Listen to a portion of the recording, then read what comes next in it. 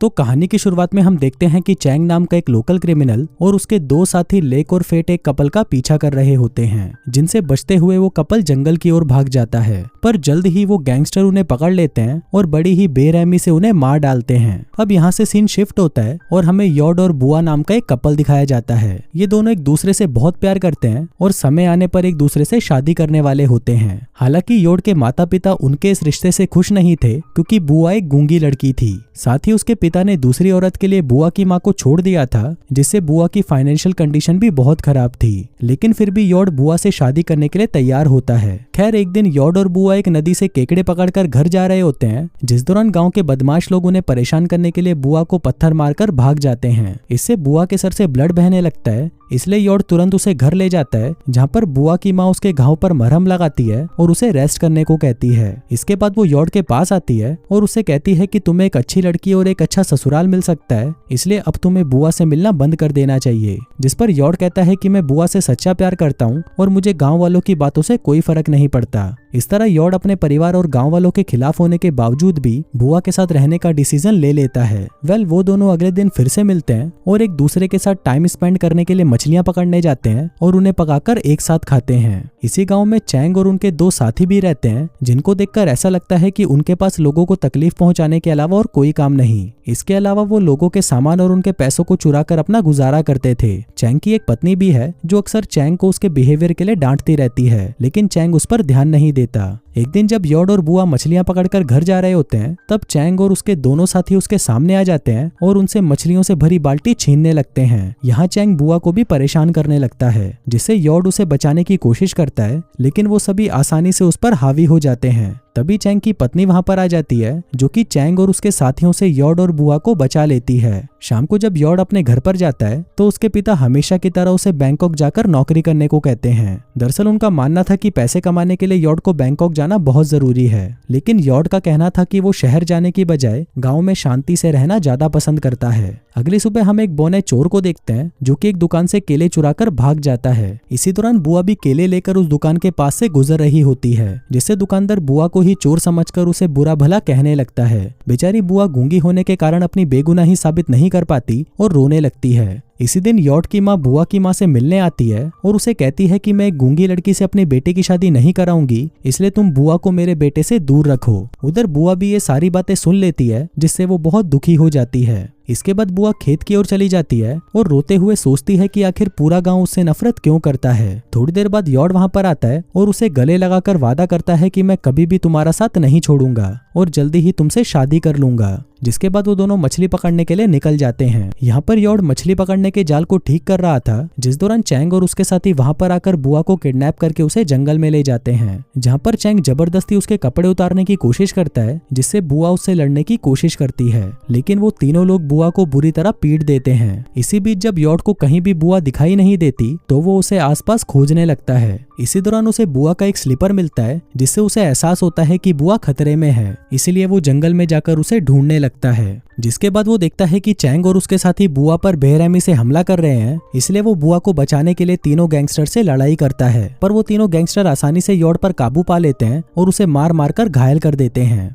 इसके बाद चैंग बुआ के साथ जबरदस्ती करता है और फिर वो गैंगस्टर उन दोनों को मारकर जंगल में ही दफना देते हैं। रात होने पर जब बुआ घर नहीं लौटती, तब उसकी माँ को उसकी बहुत फिक्र होती है, इसलिए वो अगली सुबह यॉड के परिवार से मिलने जाती है, जहाँ पर उसे पता चलता है कि रात से यॉड भी घर वापस नहीं लौटा है। अब इस बात से परेशान यॉड और बुआ के पेरेंट्स अपने बच्चों की तलाश में निकल जाते हैं। फिर जब वो खेत पहुंचते हैं, तो उन्हें वहां पर यॉड और बुआ का सामान दिखाई देता है, जिससे उन्हें अपने बच्चों की और भी ज्यादा फिक्र होने लगती है। यहाँ पर उन्हें एक आदमी मिलता है, जो उन्हें बताता है कि चैंग और उसके साथी कुछ दिनों से यॉड और बुआ का पीछा कर रहे थे। ये जानकर वो तीनों सीधा चैंग के घर पर जाते हैं, जहाँ पर चैंग उन्हें धमकी देकर भगा देता है। इसके बाद वो तीनों दुखी होकर पुलिस स्टेशन में मिसिंग रिपोर्ट कराते हैं और पुलिस को बताते हैं कि उन्हें चैंग और उसके लोगों पर शक है कि उन्होंने उनके बच्चों के साथ कुछ गलत किया है। जिस पर ऑफिसर कहता है कि अभी उनके पास चैंग के खिलाफ कोई सबूत नहीं है, इसलिए वो उस पर एक्शन नहीं ले सकते। इसके अलावा ऑफिसर कहता कहता है कि शायद वो बच्चे अपनी नई जिंदगी को शुरू करने के लिए शहर भाग गए होंगे। इसके बाद हम चैंग के एक साथी लेक को देखते हैं जो कि जंगल में अकेला घूम रहा था। असल में उसे अपने किए क्राइम पर बहुत गिल्ट था और वो अपने गिल्ट से भाग नहीं पा रहा था। कुछ समय बाद चैंग और फैट उसके पास आते हैं और उसे पूछते हैं कि क्या तुम ठीक हो, जिस पर लेक कहता है कि मैं कुछ दिनों से बहुत बुरा महसूस कर रहा हूँ और अपने आप को बदलना चाहता हूँ। इसके अलावा वो चैंग और फैट को भी बुरे काम छोड़ने का सुझाव देता है।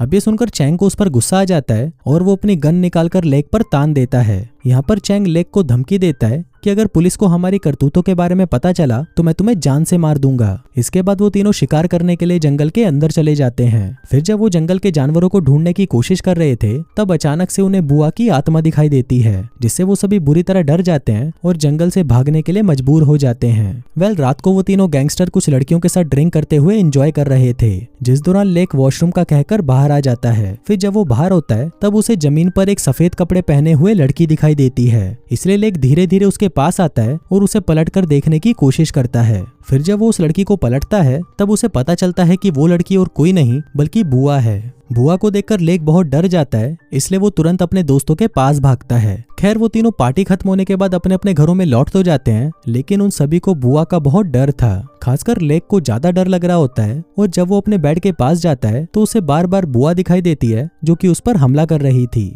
इस बात से परेशान होकर लेक को पूरी रात नींद नहीं आती। अगली सुबह लेक फैट से मिलता है और उससे बात करते हुए उसे अपने कल रात वाले डरावने इंसिडेंट के बारे में बताता है, जिससे फैट हैरान हो जाता है और उसे कहता है कि मुझे भी इसी तरह के डरावने सपने आ रहे हैं। यहाँ पर लेक फैट को गांव छोड़कर शहर में नौकरी करने को कहता है ताकि वो इस मुसीबत से दूर जा सके। इसके अलावा लेक कहता है कि अगर गांव वालों को हमारे बुरे कामों के बारे में पता चला तो वो हमें बर्बाद कर देंगे। जिसके बाद फैट कहता है कि हमारे जैसे लोगों के लिए नौकरी पाना बहुत ही मुश्किल है, इसलिए हमें गाँव में ही रहना होगा। अब वो तीनों एक बार फिर से जंगल में शिकार करने जाते हैं, जिस दौरान लेक के सामने बुआ आ जाती है और उसका पीछा करने लगती है, जिसे देखकर लेक डर जाता है और उसे अपनी जान बचाकर भागने लगता है। भागते समय अचानक कोई उसके सर पर लकड़ी की टहनी से हमला कर देता है, जिससे उसकी वहीं पर मौत हो जाती है। फिर उसी रात हम फैट को देखते हैं जो कि बुआ के डरावने सपनों के कारण काफी परेशान हो चुका था और उसे नींद भी नहीं आ रही थी, इसलिए वो फ्रेश होने के लिए वॉशरूम में जाता है, पर वहां पर भी उसे यॉर्ड की आत्मा दिखाई देती है, जिससे फैट और भी ज्यादा डर जाता है। अगली सुबह फैट मरने के डर से परेशान होकर मंदिर में जाता है, जहाँ पर वो अपनी जान बचाने के लिए भगवान से प्रार्थना करता है। इसके बाद वो चैंग से मिलता है और उसे बताता है कि मैं गाँव वालों के सामने अपने गुनाहों को कबूल करने वाला हूँ। अब इस बात से चैंग को बहुत ज्यादा गुस्सा आता है और वो फैट के चेहरे पर मुक्का मारकर उसे चुप रहने को कहता है, लेकिन फैट अब और चुप रहना नहीं चाहता था, इसलिए वो जिद करने लगता है कि वो गांव वालों को सब कुछ बता देगा। इस बात से चैंग उसे बेरहमी से पीटने लगता है और उसे जान से मारने की धमकी भी देता है। उसी रात चैंग को भी एक डरावना सपना आता है, जिसमें चैंग को यॉर्ड और बुआ की आत्मा ने बेड से बांध दिया होता है और वो दोनों आत्मा उसे परेशान कर रही होती हैं, जिसके साथ ही वो एक कुल्हाड़ी लेकर चैंग के पास आ रहे होते हैं। फिर अगले दिन हम फैट को देखते हैं जो कि पास की ही एक नदी में मछली पकड़ रहा था, जिस दौरान उसे एक डरावनी आवाज सुनाई देती है, जिससे वो बहुत ज्यादा घबरा जाता है और चारों ओर देखने लगता है, पर उसे वहां पर कोई भी नजर नहीं आता।